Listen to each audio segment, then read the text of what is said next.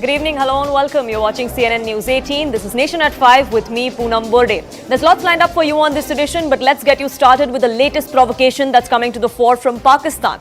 There is a caretaker prime minister that's in place in Pakistan, and he's put together his interim cabinet. Guess who's part of that cabinet? One person who is associated with a man wanted in India for spilling blood of innocents of our men in uniform here in Jammu and Kashmir. Yasin Malik's wife is now an advisor to the caretaker Prime Minister of Pakistan.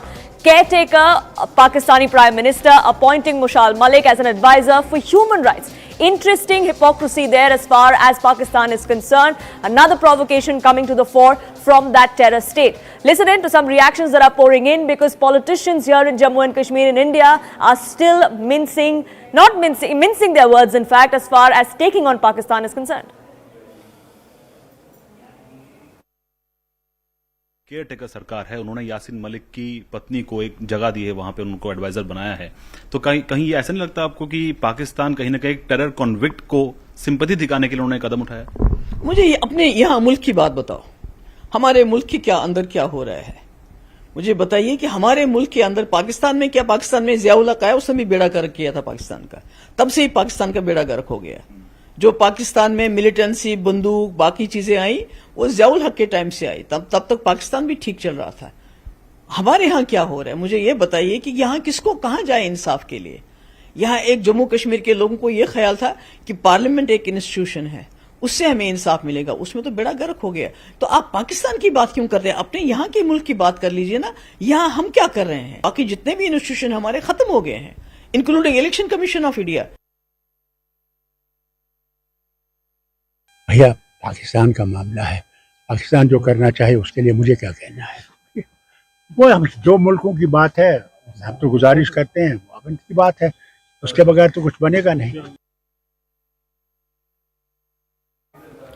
Now, you heard the kind of reactions that came to the fore from politicians in the valley. On expected lines, as many would say, like the BJP, because there is no condemnation coming to the fore from these leaders as far as Pakistan is concerned. But let's take a look at what our intel sources have told us here on CNN News 18 of why exactly this move is significant. Let's take a look at who really is Mushal Malik and why it's important. She is believed to be close to the Pakistani army and the ISI. So the fingerprint of the Pakistani ISI, the military establishment on this new caretaker government is clearly in place. Mushal has been working for the ISI's Kashmir division. Several provocative statements and actions from her have come in the past as far as Kashmir is concerned. She's been working for her entry, in fact, to the Pakistan Prime Minister's office is a bid to save face for the ISI is also one of the reasons that we've now learned from our sources within the intel agencies.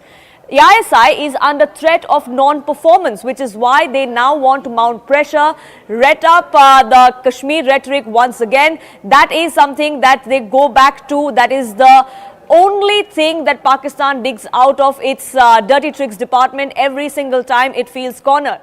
Mushal is not to bring any value to the Kashmir issue is also what sources are now telling us here on CNN News 18. Tejinder, my colleague, joining us, getting us the latest as far as what the significance of this move really is and why we're not seeing any sort of condemnation coming to the fore from any politician in the valley. Now, Tejinder, the fact remains that this is a provocation coming in from the Pakistani side.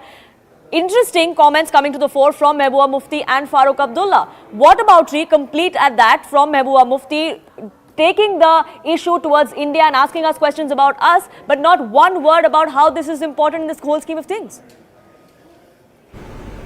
See, Poonam, the reaction from Mehbooba Mufti and Farooq Abdullah has come on expected lines.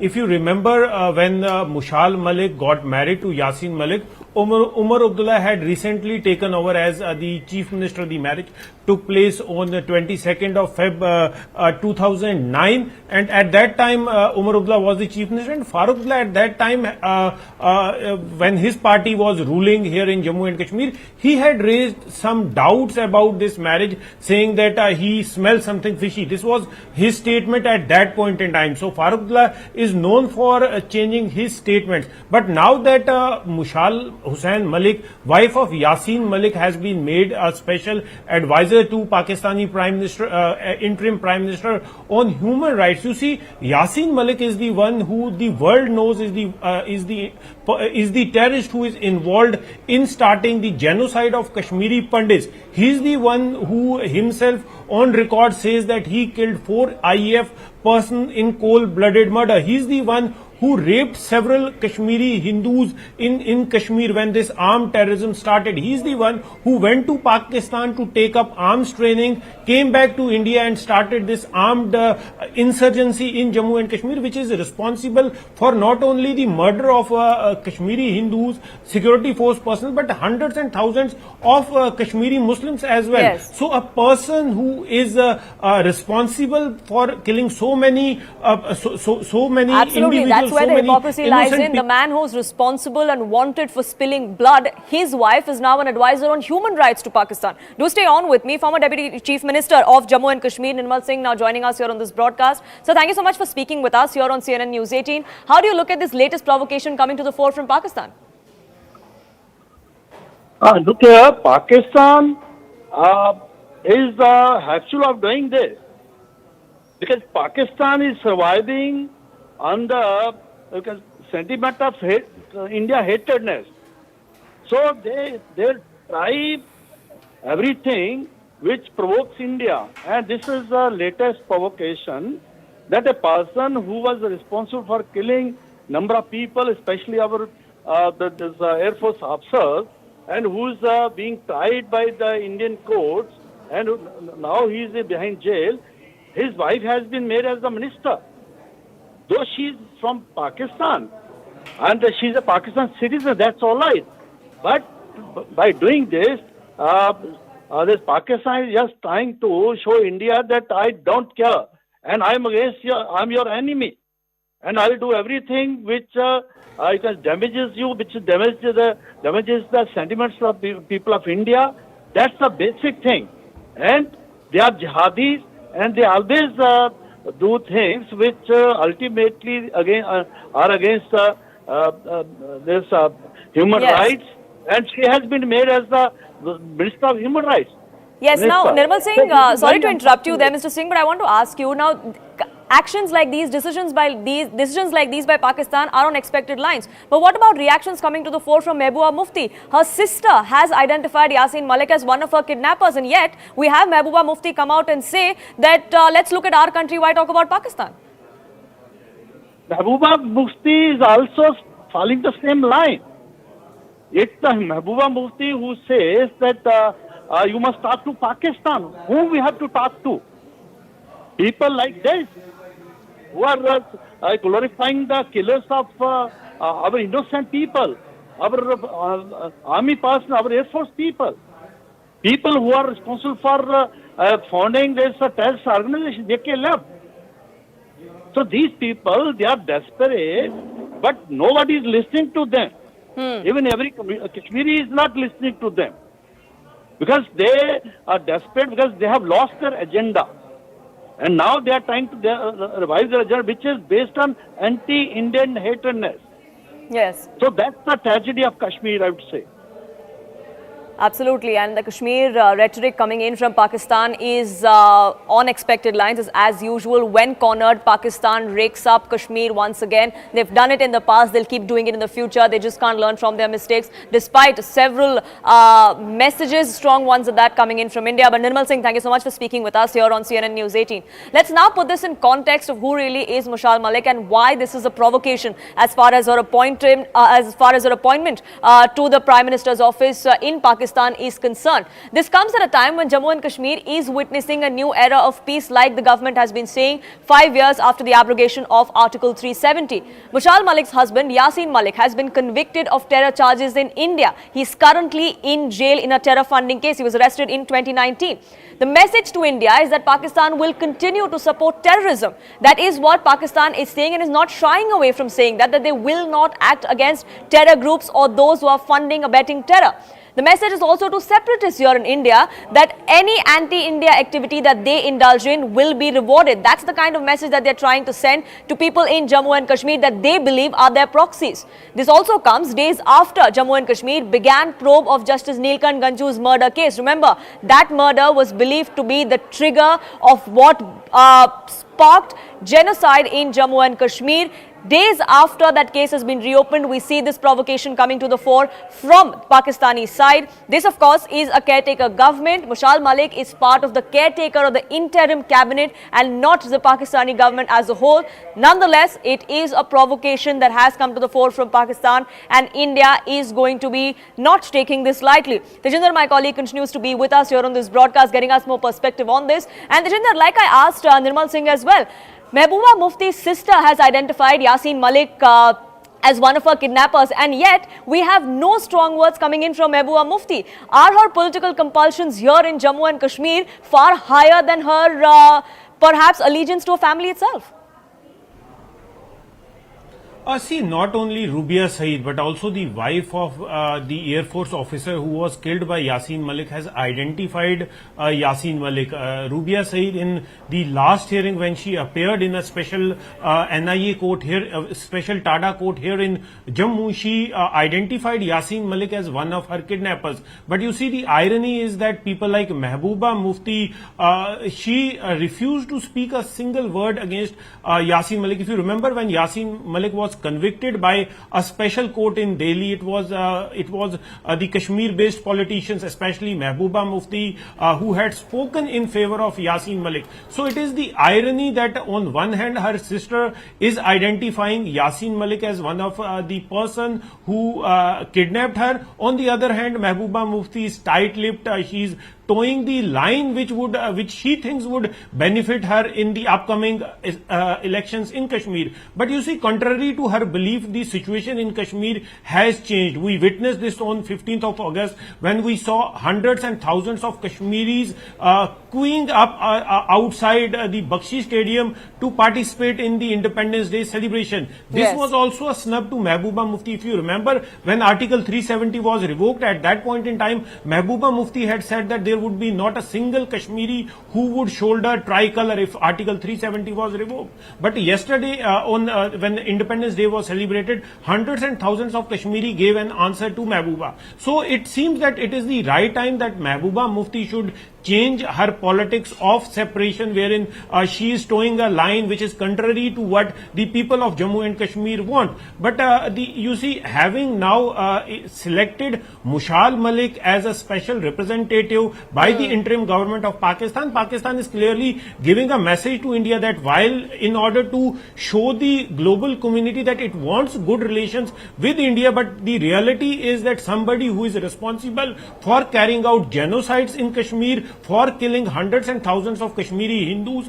who is responsible for the exodus of Kashmiri Hindus, rapes and murder of Kashmiri Hindus, his wife is given a special position in the Pakistan administration. And this also shows, because you know many intel agencies have clearly pointed out that Mushal Malik is working on behest of Pakistan Army, is working on behest of the Pakistani intelligence agency ISI. And her words and actions against India seem to be rewarded by the Pakistani establishment. Not too long ago, in fact, we had her berating India and the G20 exercise, even as India hosts the G20 summit in just a few weeks from now. Tejinder, thank you so much for joining us here on this broadcast and giving that context to our viewers. But this is not the only provocation that has come in from that particular axis or allies of Pakistan. We have one side, Pakistan, that has been provoking on the other. We have China. Now, China seems to be unveiling its profiling plan. That is happening in Afghanistan, is what we're now learning via our sources.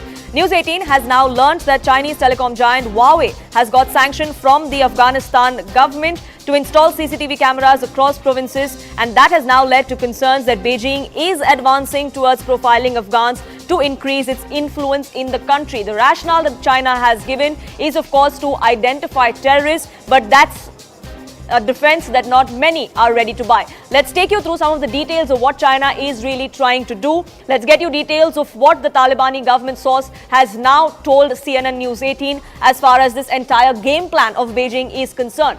Now, Huawei has gotten a sanction from the Haqqani network as far as operations in Afghanistan is concerned. China's Huawei is going to be installing CCTVs in all provinces across the country. The cameras are going to be installed to ostensibly track the ISIS. That's what China has been saying, the rationale of why Huawei has been given this particular contract. But experts believe that this will help Beijing to profile the Afghan people. It's not to root out extremism as China claims. It really is to profile the people of Afghanistan. Experts also believe that this is going to help China to protect its own citizens and try and keep an eye on them in Afghanistan as well.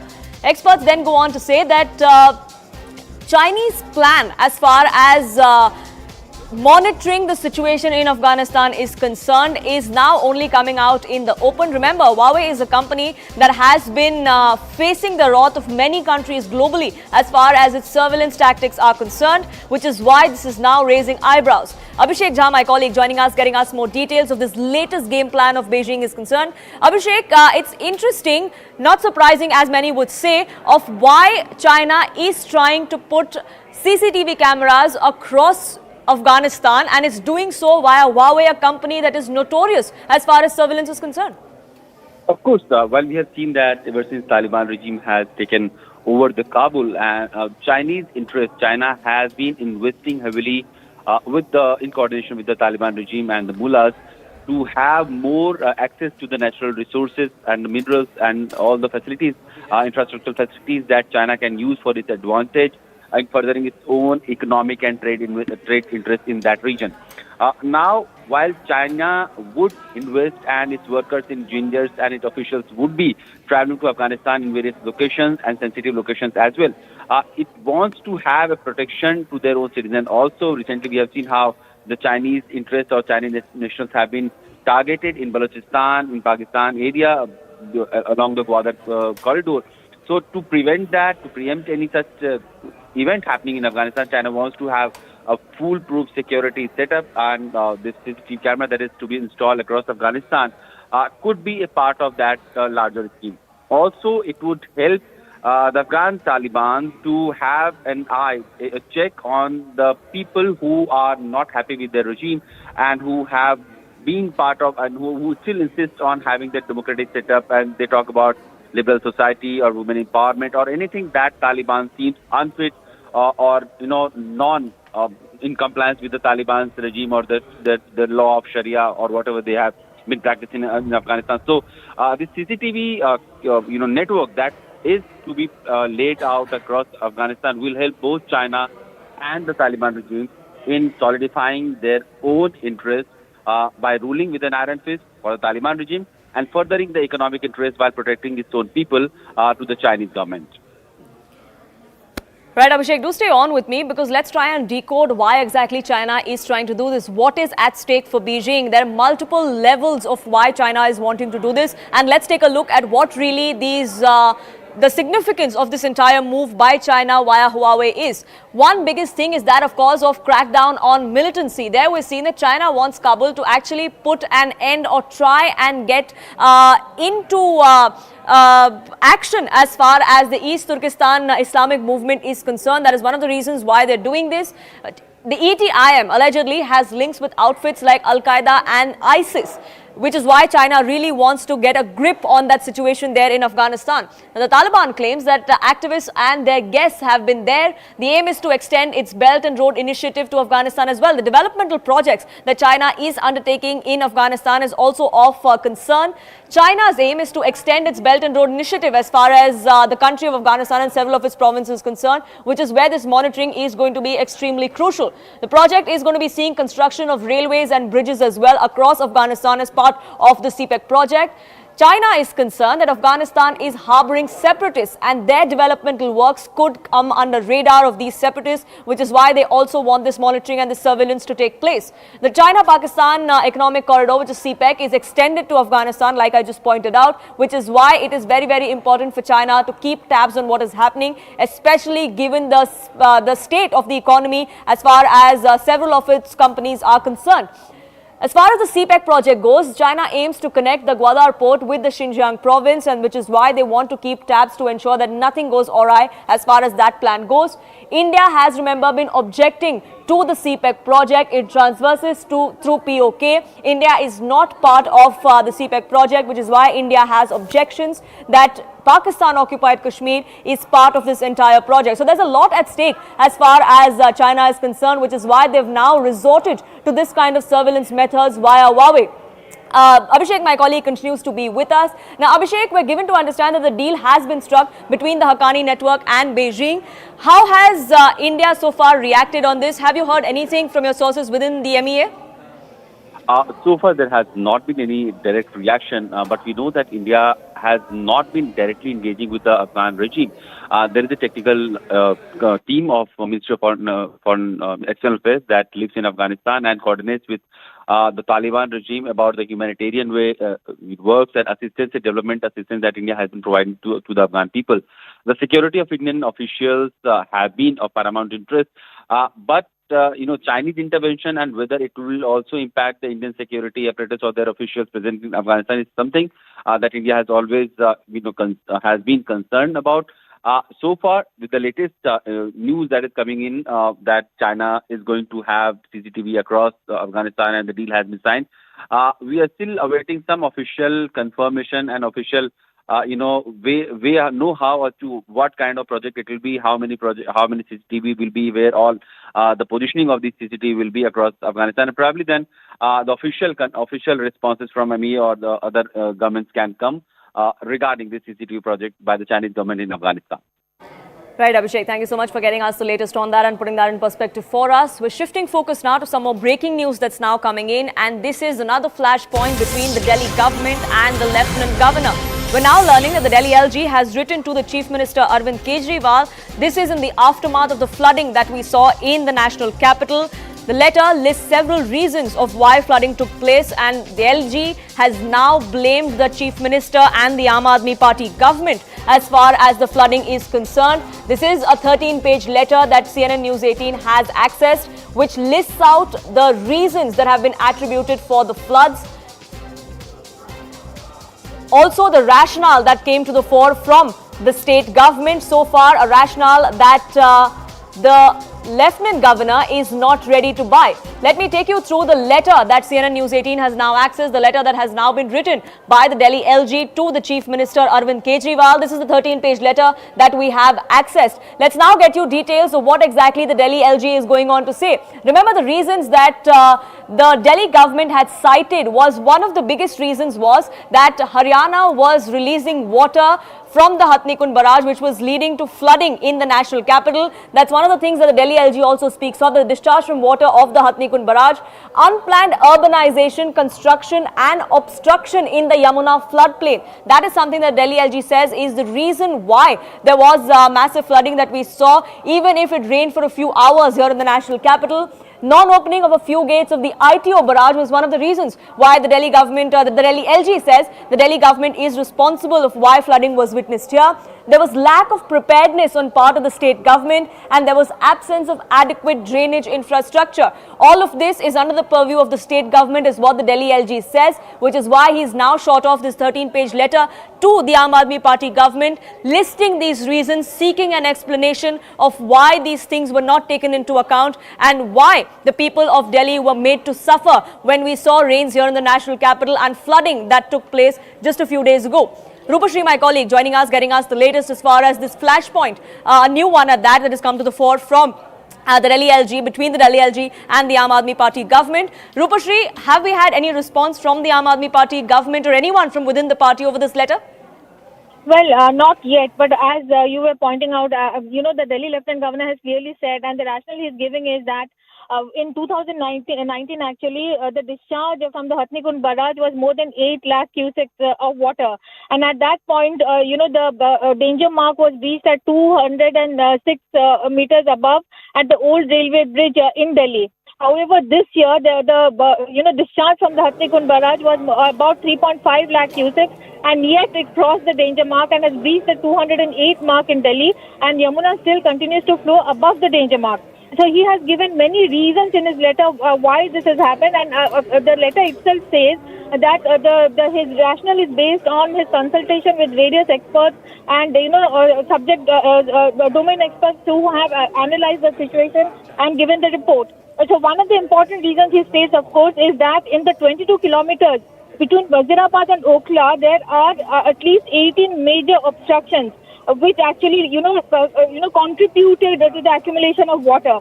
Then he has said that unprofessional management of, waste and especially referring to, desilting of various, locations across the Yamuna. He has also said that the Jal Board actually constructed a drain at near the WHO building and demolished a bund over there, which actually let the water to cross over into the city and delayed the drainage from the city by over 6 hours. And the Lieutenant Governor, of course, has given also the plan about how to go ahead so that such a situation does not happen. And the most crucial recommendation in this letter is that there should be a single agency like the DDA which has exclusive ownership of the Yamuna in Delhi. Yes, so accountability needs to be fixed is what the Delhi LG is now pointing at. Do keep a track, Rupashri, of how the Aam Aadmi Party reacts to this. For the moment though, thank you so much for getting us the latest. On that note, slipping into a quick break here on this edition. Back in just a few minutes. Don't go anywhere.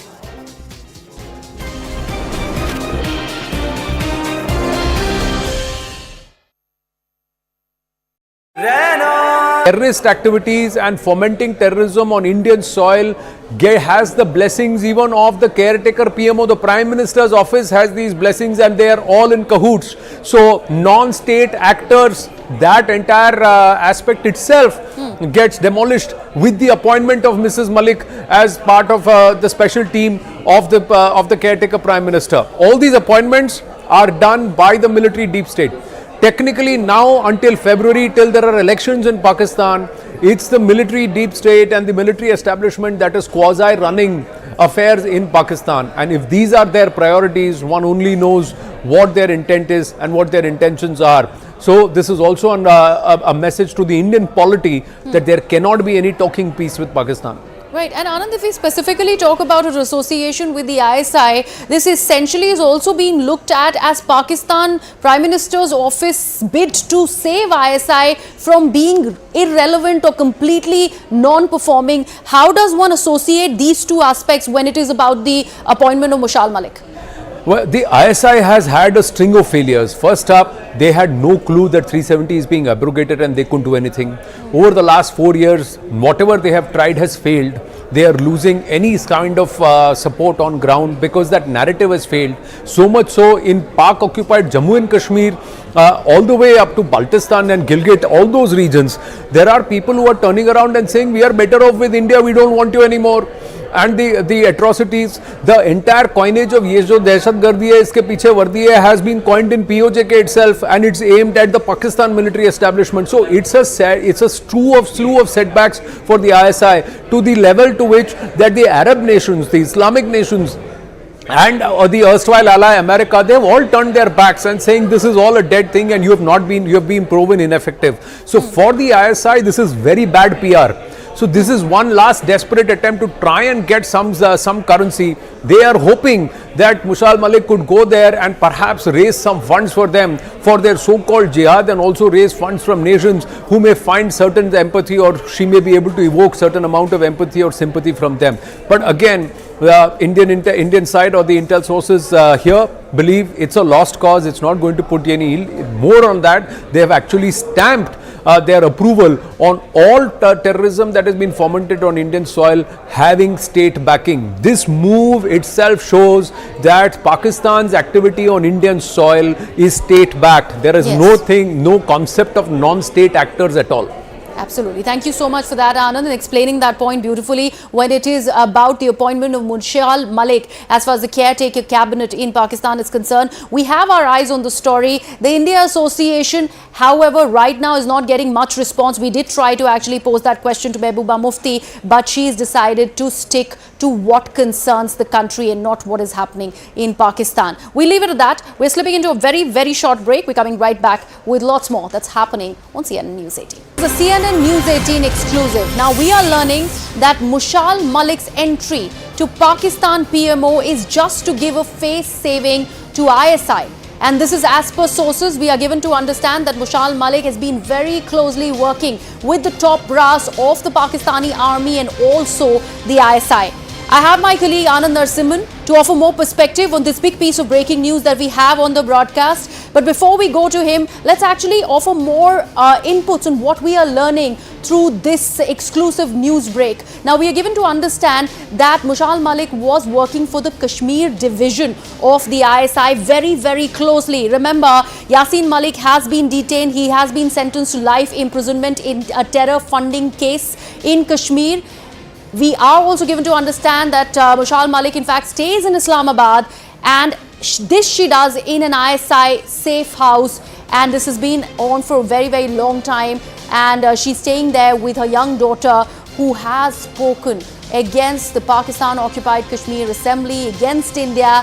And we have these several instances that also talk about Mushal Malik, her association with Pakistani army, and more importantly, Pakistan Intelligence Agency, the ISI. And the fact that she is working very, very closely on the Kashmir division of the ISI also raises a lot of eyebrows. Remember, this is also a major snub that the Pakistan authorities are planning when it comes to India. The intel suggests that this was a strategic appointment as far as the caretaker cabinet in Pakistan is concerned, and that's why the appointment of Mushal Malik becomes important. Two important points: her close association with the Pakistan Army and the ISI. My colleague Anand Narasimhan is with us. Yes, Anand. Well, Mushal Malik herself is educated at the London School of Economics. She is a bright person herself, no questions asked. But her connections with Yasin Malik and her actions, that's what turns the spotlight.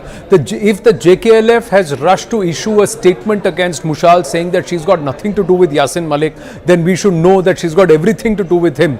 They have a daughter. They got married in 2009. They have a daughter, and mind you, the daughter also spoke in the POK Assembly against India.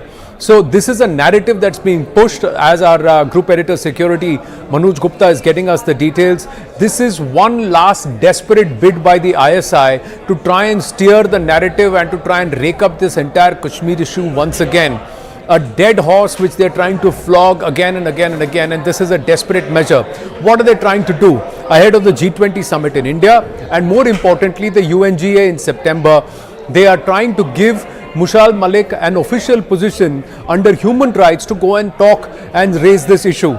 But the fact is that she is taking charge, or she's been given charge under a caretaker government which itself is a puppet in the hands of the military establishment.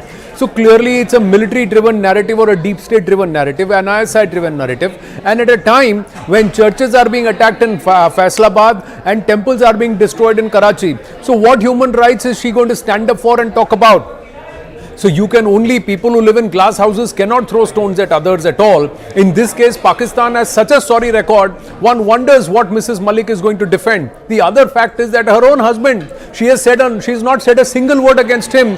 Once he finds himself convicted on acts of secession and also aiding and abetting terrorism, he's still charged for being involved. And that's the alleged involvement in the killing of 4 IAF officers on Indian soil, and that too in cold blood, where scores others were injured. He's also charged with the kidnapping of the daughter of a former Chief Minister of Jammu and Kashmir and the sister of a former Chief Minister of Jammu and Kashmir. So those cases are still on, and she has till date never opened her mouth against or said a single word against Yasin Malik, who finds himself incarcerated in a jail in India after being convicted properly by the courts. He is serving life imprisonment, and he has not contested those charges, neither has he contested the sentencing. So these aspects remain. So ISI may have thought that they've got a trump card.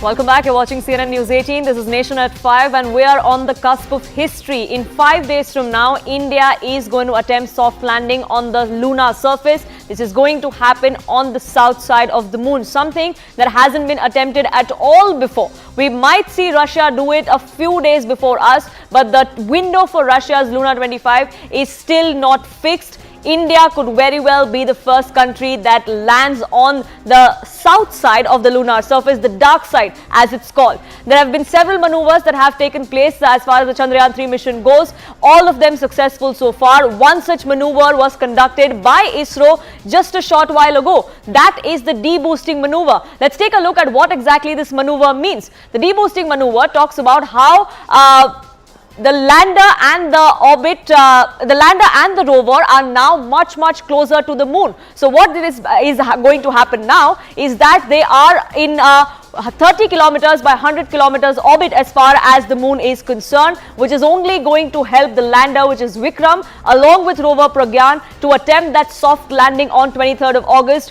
at 5:47 p.m.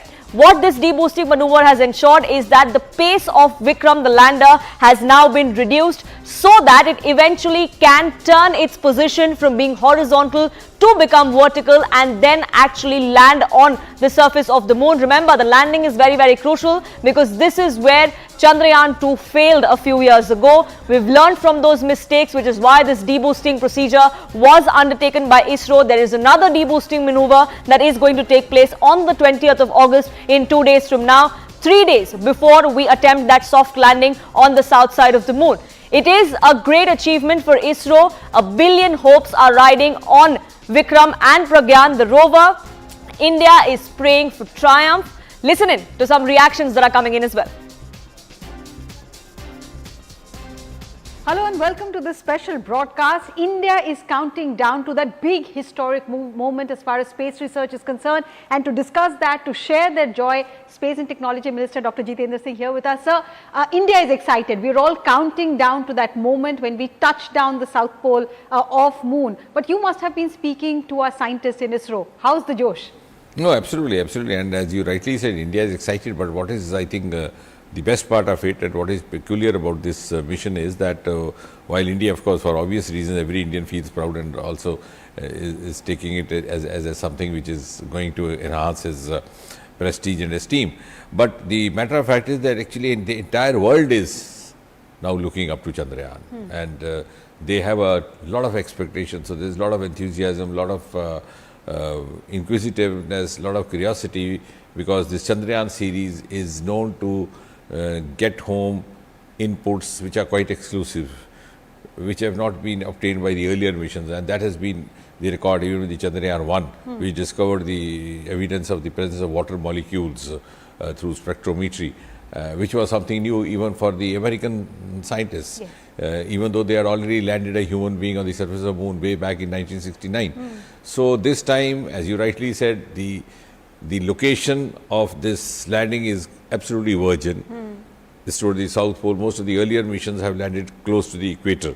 So this is a rather unexplored terrain, maybe slightly difficult terrain as well, but which offers greater avenues and a larger room for experimentation, both in the terms of the presence or otherwise of water and its ingredients like hydrogen, oxygen, which have some kind of a direct or indirect relationship with the compatibility or possibility of human habitat or human life. So that makes it quite interesting. And I would rather say that this is Chandrayaan, which for the first time led the world or prompted the world to find scientific answers to the mysteries which had haunted us all through the generations. It was a matter of fiction, looking up to moon and imagining if there were people living over there, and then literature, poetry, cinema, fantasizing that. Yes. So for the first time, it was Chandrayaan which prompted the scientific world to actually discover scientific answers this way or that way. So I think that's a huge breakthrough. So, but for a layman, if you could help us understand, our people in villages, in small towns, they all know that, this is a big moment for India's space research. But how is this going to benefit the common Indian? Why should he or she be excited? You see, there are a number of reasons. Of course, broadly speaking, some people say, what happens if it goes there, or how does it help us? That this is a multifactorial implication. The outcomes are going to be multifactorial. And under Prime Minister Modi, the manner in which the space department, like many other departments, has been opened up, to all these stakeholders. I mean, for example, could you imagine till a few years ago, now we had about more than 1,000 media persons watching the launch inside the premises, whereas till a few years ago, they were even forbidden from peeping inside the gate of Sri. So, Prime Minister Modi has done one good thing, and that has enabled us to find a milieu where we could give vent to all our resources, our aptitudes, our talents. And therefore, when today space economy is another emerging area, even by means the means of launching of the European satellites, we have earned more than about 250 million euros or so, and likewise from the American satellites. So we are now launching satellites of the countries which had actually launched themselves in the space much more before, several years before us. So that is one part. The second part is that now under Prime Minister Modi, since in the last 9-10 years, India has assumed a global role, and the acceptability of that global role has also occurred. Well, till about a decade back, we were not taken seriously, whether it was space science, whether it was clean energy, whether it was climate. These were newer or recent issues, and India was considered to be alien to them, or maybe didn't have the capacity or aptitude to address these issues. Now we are taking a lead. Prime Minister talks about climate in COP meetings. He lays down the net zero target for 2070. And likewise, when he goes to Washington, DC, it is the American side which makes the offer for any Indian astronaut to accompany to the space station. So India not only has assumed a global role, it has now been accepted as a global player, rather a global leader. So what we gather from all our experiments and inferences is actually going to be looked forward to by the rest of the world. So that is A, because you have to have an esteem, you have to have acceptability, you have to have the acceptability of the nation's leadership by other countries. So that is what is going to be reiterated by a mission like Chandrayaan. A, B, in the times to come, and that has happened in the last 8-9 years of the Modi government, space technology is not only limited or confined to the launching of rockets, though this makes a good optics, it makes a good imagery, and it fantasizes all of us and gives us a sense of pride and excitement. But besides that, space technology in the last few years has entered every Indian household, and it has been very appropriately used by this government, whether it's telemedicine, which you saw during COVID, whether it's digital health, whether it is agriculture, whether it is the soil health card, the construction of the smart cities, laying down of the rail tracks, Swamit program, which revolutionized the entire mapping, the geospatial policy. So the entire economic and infrastructural culture also has undergone a change. And launching of Chandrayaan is one aspect of that, whereas the reflection of it is happening everywhere else. So it is going to be a very important contributor to the economy of India in the years to come. And as Prime Minister keep talking about Amrit Kal 25 years, so in the next 25 years, I think one of the areas probably the value addition to the economy will be the space technology, besides of course our ocean resources, which also remained unexplored by the earlier governments, or our Himalayan resources like the Roma resources. So these are some of the unexplored areas, which are also going to have a huge bearing on the economy of India, on the ease of living of a common citizen by means of all those infrastructural technological means which were not hitherto put to optimum use, and overall it will lead to a better socio-economic status as well. Hello and welcome to the CNN News 18 special. India is all set for a soft landing of Chandrayaan 3. What will be the impact of it on India's future space missions, and what were the challenges? Who better than India's moon man, Mr. Annadurai, who is joining us here. Sir, welcome. Sir, how would you see the process that has happened over the last few weeks ever since the takeoff? Satisfied with most things? Yeah, I think so far so good, and things are going as planned, and very professionally it is being attempted to. And the preparations and the preparedness and the lessons learned all put together looks, I think we are back on the track. True, back on track, just a step away from a soft landing. Yeah. So let's recollect, because since you were the project director for Chandrayaan 1 and 2, a lot of learning from Chandrayaan 1 and 2 has helped Chandrayaan 3. But what were the challenges back in those days, sir, with Chandrayaan 1 and 2? Because a lot of unknowns, uncharted territory as well. Yeah, you recall, I think before Chandrayaan 1, a fairly good number of missions have gone to the moon. Nearly 69 missions have gone to the moon, even the sample return missions, even manned missions, many things happened there. So in that backdrop, when we started 2004 about this program formulation, definitely many eyebrows were raised and the questions were asked, what extra we are going to do? And that too with the very, very minimal budget. And our launch vehicle also very modest. So putting the things together, the challenge was even at the formulation of the system, what way we are going to run and what way we are going to make an impact for this mission.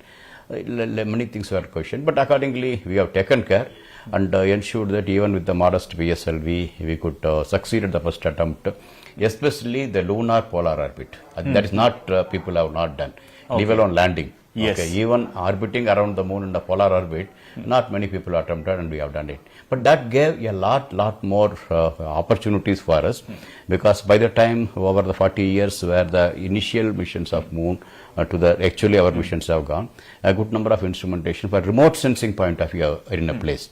So when we carried these instruments on the moon, and especially this orbit around the polar orbits provides its natural the rotation of the moon. Putting the things together, the whole moon could be seen by these instruments. What moon contains, what is the moon, I think many things we could see that. So in that process, I think we had an opportunity to identify the unexplored places, especially the lunar poles, the more so-called fertile land in the moon. Yes. Okay, including the presence of water on the moon. I think that opened up a lot more. But that looking back, the challenge we converted into an opportunity because all the 70 missions have gone in which path versus we have taken a different path. So that different path to show we are different from them, that gave us a good opportunity to really make an impactful mission, even though mission was very modest, even the challenges were against, but I think that gave a good opportunity to make the mission really impactful. India is hoping to script history on the 23rd of August at 5:47 p.m. and CNN News 18 is going to be your destination when that happens. On that note, slipping into a quick break on this edition. Back in just a few minutes. Don't go anywhere.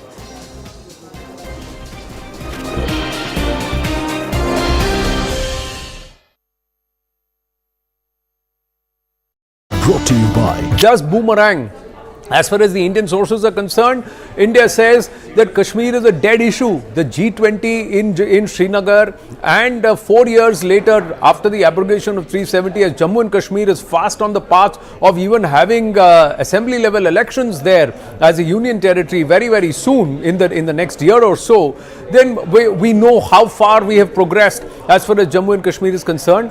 And this K narrative or Kashmir narrative and flogging this dead horse is not going to yield any results. It may just prove to be counterproductive. In fact, what sources within intel sources in India are saying is it's a reflection that the terrorist activities and fomenting terrorism on Indian soil has the blessings even of the caretaker PMO. The Prime Minister's office has these blessings and they are all in cahoots. So non-state actors, that entire aspect itself gets demolished with the appointment of Mrs. Malik as part of the special team of the caretaker Prime Minister. All these appointments are done by the military deep state.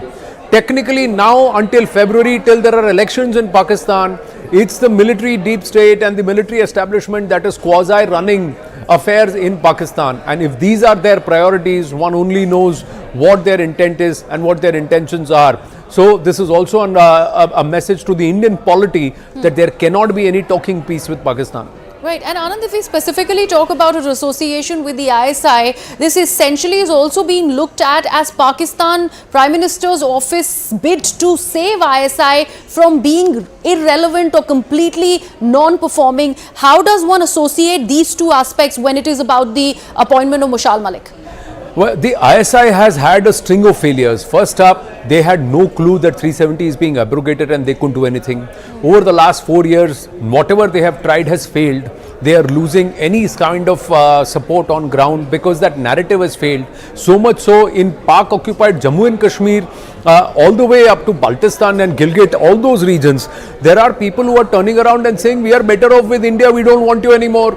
and the atrocities, the entire coinage of ye jo dehshatgardi hai, iske piche vardi hai, has been coined in POJK itself, and it's aimed at the Pakistan military establishment. So it's a slew of setbacks for the ISI, to the level to which that the Arab nations, the Islamic nations, and the erstwhile ally America, they have all turned their backs and saying this is all a dead thing and you have been proven ineffective. So for the ISI, this is very bad PR.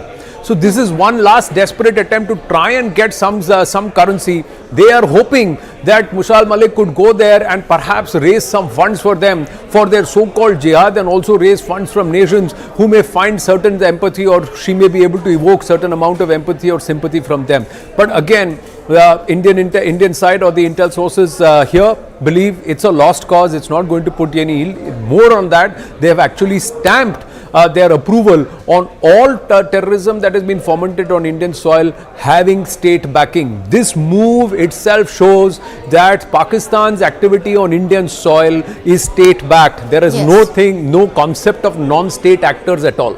Absolutely. Thank you so much for that, Anand, and explaining that point beautifully when it is about the appointment of Mushal Malik as far as the caretaker cabinet in Pakistan is concerned. We have our eyes on the story. The India Association, however, right now is not getting much response. We did try to actually pose that question to Mehbooba Mufti, but she's decided to stick to what concerns the country and not what is happening in Pakistan. We leave it at that. We're slipping into a very, very short break. We're coming right back with lots more that's happening on CNN News 18. The CNN News 18 exclusive. Now we are learning that Mushal Malik's entry to Pakistan PMO is just to give a face saving to ISI. And this is as per sources. We are given to understand that Mushal Malik has been very closely working with the top brass of the Pakistani army and also the ISI. I have my colleague Anand Narsimhan to offer more perspective on this big piece of breaking news that we have on the broadcast. But before we go to him, let's actually offer more inputs on what we are learning through this exclusive news break. Now, we are given to understand that Mushal Malik was working for the Kashmir division of the ISI very, very closely. Remember, Yasin Malik has been detained. He has been sentenced to life imprisonment in a terror funding case in Kashmir. We are also given to understand that Mushal Malik in fact stays in Islamabad, and this she does in an ISI safe house, and this has been on for a very, very long time, and she's staying there with her young daughter, who has spoken against the Pakistan occupied Kashmir Assembly, against India. And we have these several instances that also talk about Mushal Malik, her association with Pakistani army, and more importantly, Pakistan Intelligence Agency, the ISI. And the fact that she is working very, very closely on the Kashmir division of the ISI also raises a lot of eyebrows. Remember, this is also a major snub that the Pakistan authorities are planning when it comes to India. The intel suggests that this was a strategic appointment as far as the caretaker cabinet in Pakistan is concerned, and that's why the appointment of Mushal Malik becomes important. Two important points: her close association with the Pakistan Army and the ISI. My colleague Anand Narsimhan is with us. Yes, Anand. Well, Mushal Malik herself is educated at the London School of Economics. She is a bright person herself, no questions asked. But her connections with Yasin Malik and her actions, that's what turns the spotlight. If the JKLF has rushed to issue a statement against Mushal saying that she's got nothing to do with Yasin Malik, then we should know that she's got everything to do with him. They have a daughter. They got married in 2009. They have a daughter, and mind you, the daughter also spoke in the POK Assembly against India. So this is a narrative that's being pushed, as our group editor security Manoj Gupta is getting us the details. This is one last desperate bid by the ISI to try and steer the narrative and to try and rake up this entire Kashmir issue once again. A dead horse which they're trying to flog again and again and again, and this is a desperate measure. What are they trying to do ahead of the G20 summit in India, and more importantly the UNGA in September? They are trying to give Mushal Malik an official position under human rights to go and talk and raise this issue. But the fact is that she is taking charge, or she's been given charge under a caretaker government which itself is a puppet in the hands of the military establishment. So clearly it's a military driven narrative or a deep state driven narrative, an ISI driven narrative, and at a time when churches are being attacked in Faisalabad and temples are being destroyed in Karachi. So what human rights is she going to stand up for and talk about? So you can only, people who live in glass houses cannot throw stones at others at all. In this case, Pakistan has such a sorry record, one wonders what Mrs. Malik is going to defend. The other fact is that her own husband, she has not said a single word against him. Once he finds himself convicted on acts of secession and also aiding and abetting terrorism, he is still charged for being involved. And that's the alleged involvement in the killing of 4 IAF officers on Welcome back. You're watching Nation at 5 with me, Poonam Burde. Let's now get you some breaking news that's coming in and distressing news coming in the last 48 hours. We've seen deaths of 2 pilots. One is of an international route. He was of Indian origin. The other one, of course, was that of an Indigo pilot who died of cardiac arrest just yesterday. So what exactly is the reason? Are alarm bells ringing now across the sector, across different airlines? That is something that we are tracking. What exactly is causing this? And have any measures been put in place to avoid situations like this in the future? Ridhima, my colleague, now joining us, getting us the latest on this. Ridhima, what have you gathered from your sources within the industry or from within the airlines? So, Poonam, as you were rightly pointing out, there have been 3 unfortunate deaths that have been reported. One was an Indigo pilot. He was supposed to operate a flight from Nagpur to Pune. As he reached the airport, he was at the boarding gate. When he collapsed, by the time they took him to the hospital, it was too late in the day. The other, as you pointed out, was of Indian origin. He was in fact traveling as a passenger and collapsed. And the other case that we got from a global airline. Now, if you ask in terms of the reasons that are coming forward, a lot of pilots that you speak to, all of this is off record. They say that post-COVID, a lot of these cases have increased because mental stress is increased. The other reason that they point out is just the sheer number of pilots operating our domestic carriers are very, very less. The other point that we need to note is that the working hours for these pilots has also increased. Earlier, the flying hours for pilots used to be 30 hours. That is now increased to 35 hours. So let me just give you an example. The Indigo pilot that we're speaking about, he in fact had operated on 2 sectors a day prior before he actually had this cardiac arrest, and in between he'd had a gap of 27 hours. On paper, this might look like enough hours to be resting, but what this doesn't calculate is the travel and the logistic that is also calculated in these 27 hours. So many pilots now saying that they don't have a union body to actually voice their concerns, and post-COVID, all of these concerns have only increased as far as their magnitude is concerned. Unfortunate of that. Let's hope that the airlines and of course the government perhaps steps in and puts in some measures in place so that we avoid a repeat of this. But Ridhima, thank you so much for getting us the latest on that. We are shifting focus now to more breaking news that's coming in, and that's of political nature. Just a few hours after the Uttar Pradesh Congress chief came out and made a declaration of Rahul Gandhi and Priyanka Gandhi contesting, we now have the BJP hit out at Rahul Gandhi and the Congress party. Amit Malviya of the BJP has now taken to Twitter. He says, it seems that the new president of Uttar Pradesh Congress spoke too much in enthusiasm. You told about Rahul Gandhi and Priyanka. From where is Sonia Gandhi going to be fighting? You should have announced that as well.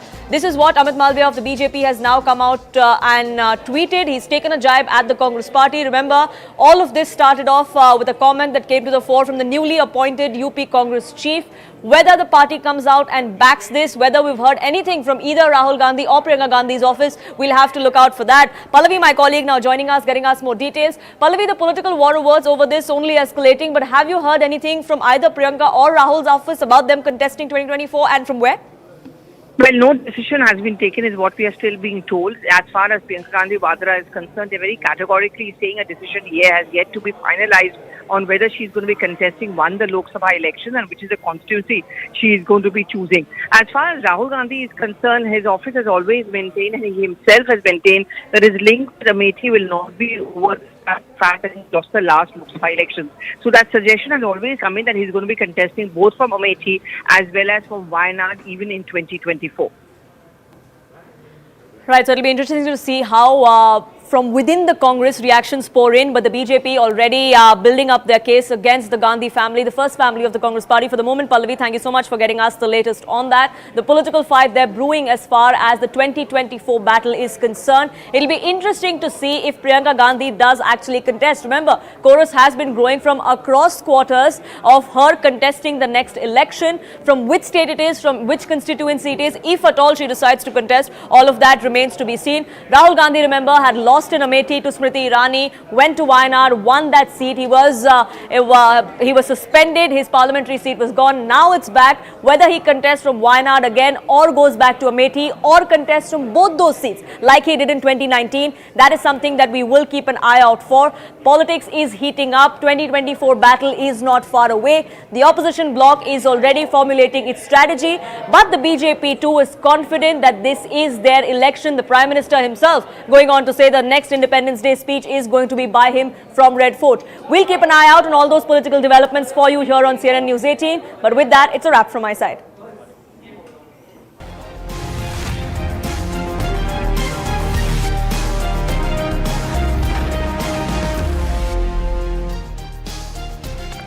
Good evening, hello and welcome. You're watching Viewpoint. I'm Anusha Soni. The National Assembly in Pakistan was dissolved on the 9th of August after its term ended. A caretaker government in the neighbouring country under Anwarul Haq Kakkar has been formed with 16 federal ministers and about 3 advisors. Amongst them is Mushal Hussain Malik. She is the wife of Yasin Malik. We all know who Mohammad Yasin Malik is. He is the man who was found guilty in a terror funding case and supporting unlawful anti-India activities. The man who was convicted by an NIA court and serving a life sentence in Tihar jail. The man whose deep-rooted connections and activities with Pakistan were aimed at fostering terrorism in Jammu and Kashmir. All of these facts are not hidden. This man who became a pawn in Pakistan's proxy warfare strategy